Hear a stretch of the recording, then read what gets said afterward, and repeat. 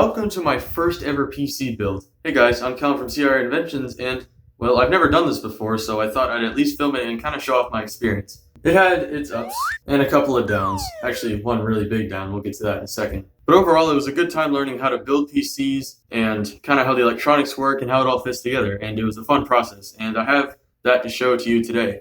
Every now and then you'll see this, it's a little pause. Basically, if I'm about to mess up or I want to explain something, I'll do that. So you'll see that every now and then in this video. A couple of quick disclaimers before we get into the video. One, I am not very good at this whole PC building thing, so you can take this video and learn how to build a PC, but there are better videos when it comes to learning how to build one. Although I suppose you could learn a lot from this video and the mistakes that I did make. Two, just a reminder to subscribe to the channel. That would be epic. Anyway, let's get into the unboxing. Hello everyone and welcome to the unboxing room. Today we have a bunch of computer parts. We got RAM, we got a monitor, we got a case, we got a graphics card, and even more, and we're gonna unbox them all right now. So let's get started. Alright, let's start with some of the small stuff like our SSD. The SSD we have is an Intel solid state drive 660p series 1 terabyte. Do you need a terabyte? Sure, why not? Let's open this guy up. Got him inside this little box. Don't need this anymore. And there we go. He's right in here. You can see it comes with some instructions, but of course you're here for the actual SSD, which slides out the bottom.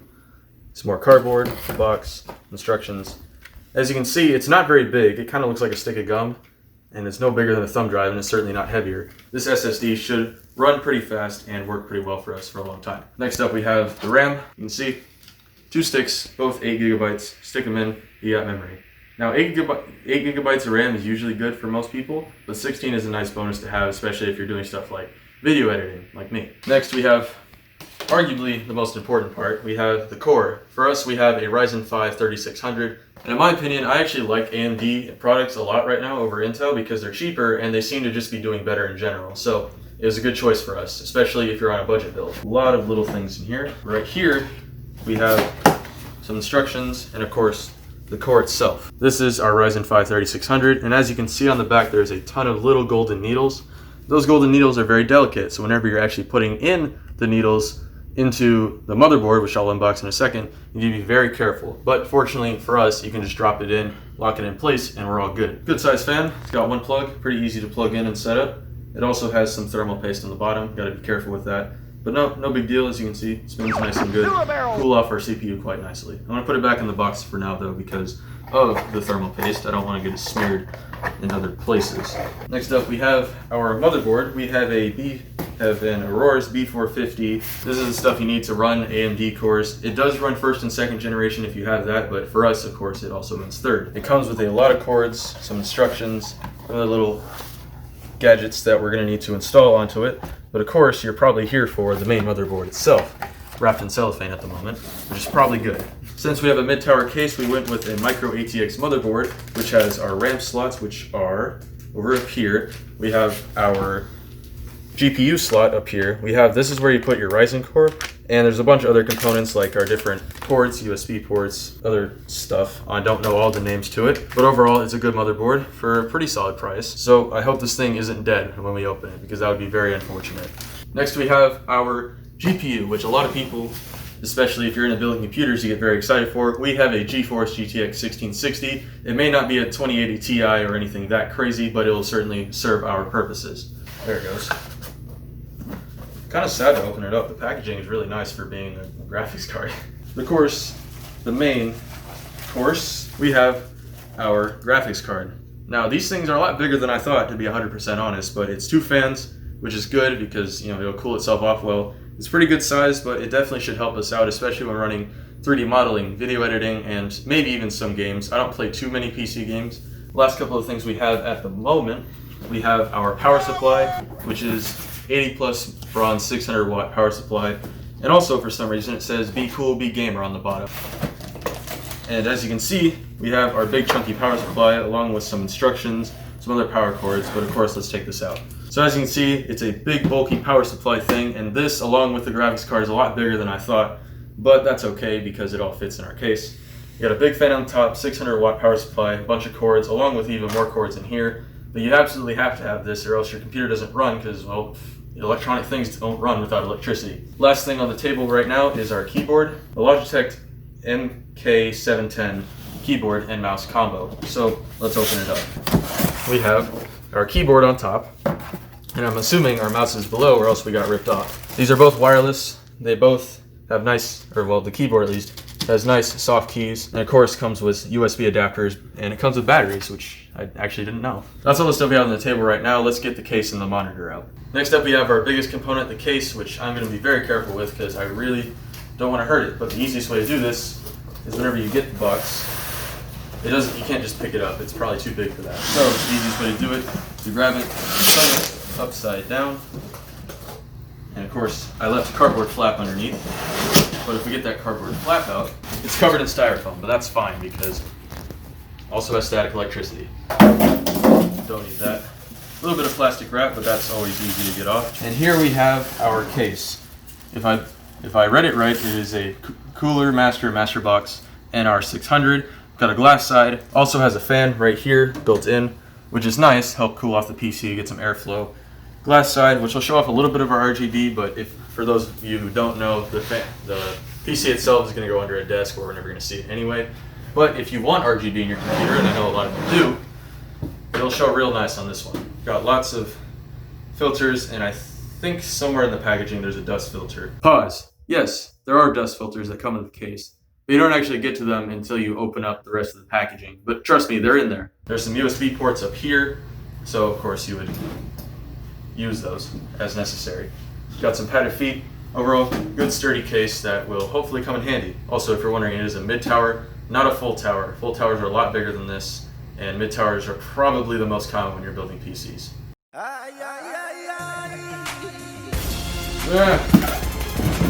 Last thing we got, our monitor, 27-inch display.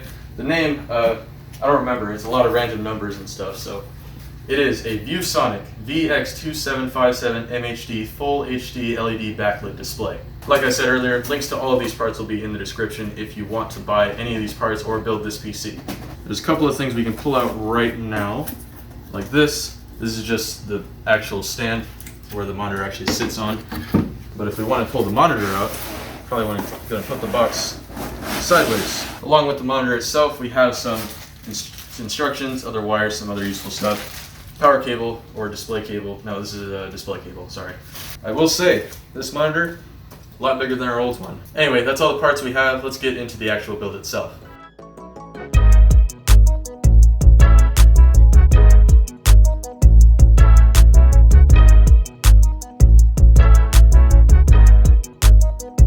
Alright, we have our Ryzen 5 3600 that we showed off earlier. Time to install it. And you'd think the CPU being like the core of the whole machine might be difficult to install. Turns out it's not. Just have to be very careful with it. Here it is. Like I said, these golden pins are very delicate, but there's only one thing you have to do. You might notice on the CPU itself there's a tiny golden arrow in this corner.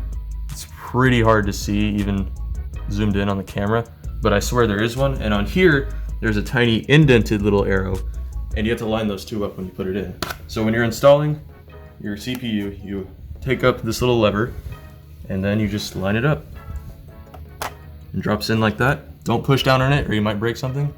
And then you just push the lever back down. It's installed. Easy as that. Next, we're gonna do our RAM. Also, fairly simple install. We now have our 2 sticks of RAM, like we unboxed yesterday, and they go into these slots. Now, whenever you're installing RAM, there's 2 things you wanna know. One, they go in slots 1 and 3 or 2 and 4. You don't put them next to each other or else it'll only register one of your RAM sticks.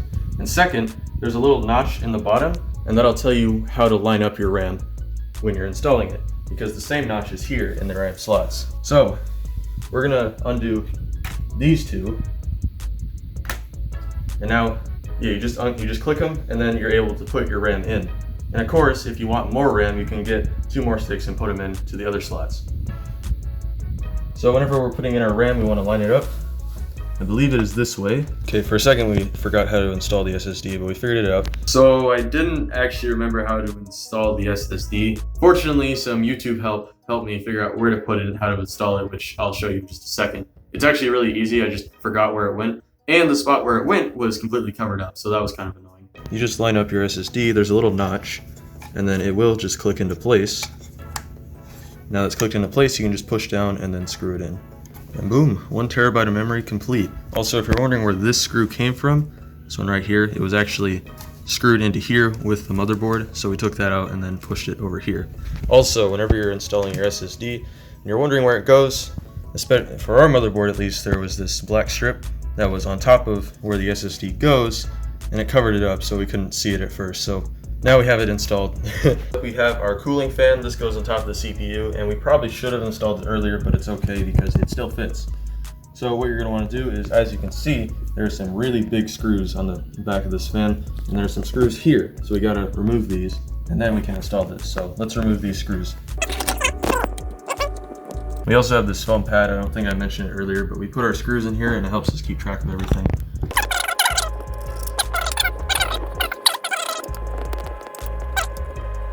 And also, remember, there's a bunch of thermal paste here, so if we get it lined up the first time, that would be great. The screws will line up. Now we just have to screw them in. Let's just say I had a hard time screwing in the CPU fan. Now, realistically, it shouldn't be that hard. All you have to do is screw them in evenly and not too much. You don't have to tighten it down or anything. It just has to be attached to the motherboard.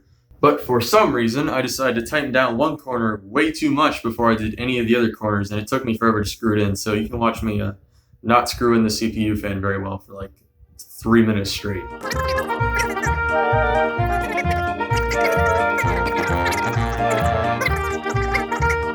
So this screw is not lined up at all.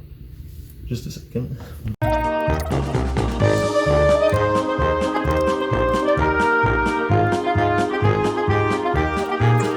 Well, we got it installed after a couple of struggles. I just needed to screw the screws down evenly. Otherwise, the screws will not line up or they will not catch the screw hole. But now that our fan is installed, most of our motherboard is installed except for our GPU. But we're not going to install that just yet because it is pretty big, so we want to make sure all of this fits nicely in the case. So installing it is not very difficult. You just pop it into place. I just gotta remember how to do it. As you can probably tell, this piece didn't snap into place. Whenever you're pushing it in, you'll hear a little click whenever a side pops into place, so it gives you a good idea of how far you are into actually putting it in. But obviously I wasn't there yet. I was just kind of pushing it there, and it stayed there, but it wasn't all the way in. Don't worry, I did secure it a little later, but right in that video clip, I just sort of put it on. So now that our motherboard is lined up, we are using our other screwdriver with a square head to drop our screws into the holes. As you can see, we have one already installed right here. It goes right into the motherboard and then into the standoff that's on the case. We got another one going in right over here. We managed to install our motherboard. We had to adjust a couple of our standoffs because they are at the bigger motherboard spots, and then all we had to do was move them to the micro ATX spots, which is the motherboard we have. We have most of it installed, so we just need to put in our GPU and put all the power supply cables in the right place and plug everything in and see if it works. So we will finish this afternoon. See you then. Next thing we're going to install is our GPU because we needed to install it afterwards just to make sure that our motherboard fits in nicely. So we had to take off a little bit of stuff here on the end, but now that that's taken off, it will be pretty easy to install. Just like our RAM from earlier, there's a little notch in the bottom that you can see there and there.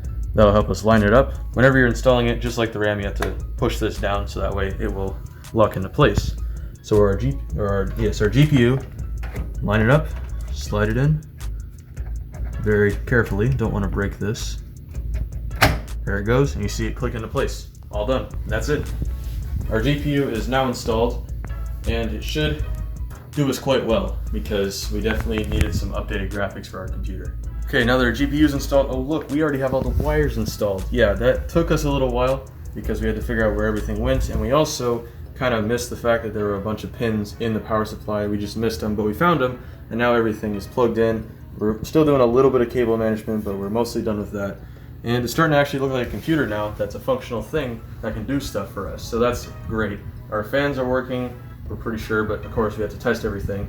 GPU installed, this fan is plugged in, lots of cables everywhere, but it looks like every button and every fan at least is plugged in somewhere and hopefully will work when we test everything. And now we have pretty much a built PC. As you can see, the glass panel is on and you can see all the components inside. And there is a little bit of RGB, but like I mentioned, it's going to be under a desk most of the time so you won't see it. But look, it looks like something that's functional. So we're going to get our monitor and start booting it up, making sure everything is recognized and making sure our computer works. So let's get started with that. We have this old mouse and keyboard that's just wired.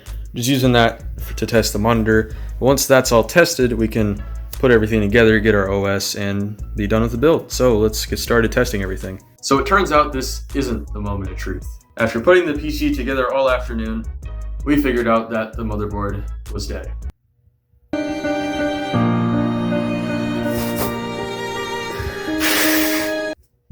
Geez, my nose is super clear, what the hell? Fortunately, since this is such a common issue, you're able to get a replacement on your motherboard pretty easily without having to go through all the hassle. So we eventually did get our replacement, and then we rebuilt the entire thing. It didn't take us nearly as long this time because we knew how to put everything together. And we were finally done putting everything back together on the new PC. It's been about 5 days since the motherboard died, but as you can see, we put everything together and we got our monitor, old keyboard and mouse hooked up. So it's time to try out the new PC. See if it works. First, let's get the power supply on or else nothing is gonna work. And power button. I hear some fans turning. You got lights. You got lights. And it seems like it at least turns on. And, oh, it's starting to boot up. Nice, okay. I'll be back whenever we get some of this stuff sorted.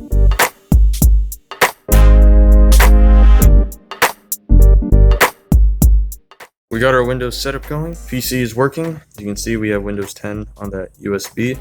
And we'll get a license key later, but for now, we're just gonna set up Windows. Now that Windows is installed, we installed Google Chrome, a few other things. Moved it over to this desk and, well, PC is pretty much done. It looks great, it's running really well, and I'm really happy with the new build. There's just a couple of things I want to show off to end the video. First of all, this PC is definitely louder. That's understandable because it has 3 fans, a CPU fan, and really it's a lot more powerful, so it just needs that cooling power. We decided to do a little benchmark of our old PC, which is right here, and our new one. And it's a big difference. Performance results, we got, we're missing an SSD, which, yeah, the old PC didn't even have an SSD, it was just running on a hard drive, so sure, it's nice to get an upgrade there. Gaming, 4%. Desktop, 59%, and I guess that's fine. Workstation, 3%. In other words, it's not a very good workstation. Switch over to this computer, we got gaming at 60%, which, you know, is fine with me. I'm not looking for the highest quality or anything, I'm just looking for good results that I can play at. Desktop, 92%, that's perfectly fine. It means that the desktop works just fine. The workstation, well, it's a better workstation. So literally every statistic went up. Well, the gaming statistic went up by almost 60%. Desktop went up by almost 40%. And workstation went up by over 50%. So in other words, this computer, it's a lot better. Anyway, that's the end of the PC build. I really hope you enjoyed watching me do it for the first time ever. I know I really enjoyed it, and if you're interested in more PC builds, or 3D printing, or tech reviews, or anything like that, consider subscribing today. We're almost to 1,000 subscribers and it'd be a big help, and, well, we'd really appreciate it. So, that being said, I'm Callum from CIR Inventions, and thank you so much for watching.